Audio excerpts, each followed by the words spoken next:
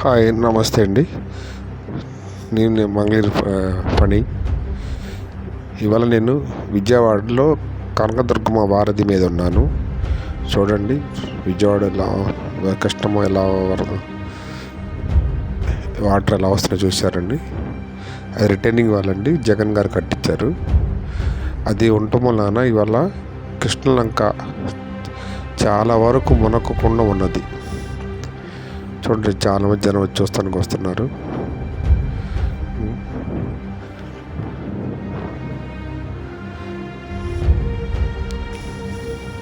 చూడండి యాక్చువల్గా ఆ వాళ్ళగానే లేకపోతే ఆ ఏరియా మొత్తం మునిగిపోతూ ఉంటుంది. అంతకుముందు నేను చాలాసార్లు చూశానండి. కొంచెం వాహనానికి వస్తుంటే అది మునిగిపోతూ ఉంటుంది. అలాగే చంద్రబాబు నాయుడు గారు కూడా సకాలంలో స్పందించి ఏమంటే వరదలోకి వెళ్ళి మొత్తం సమీక్షిస్తున్నారండి. చూశారు, కావాల్సిన హెల్ప్ కూడా చేస్తున్నారు. చూడండి కృష్ణానది ఎంత ఉరకలేస్తుందో.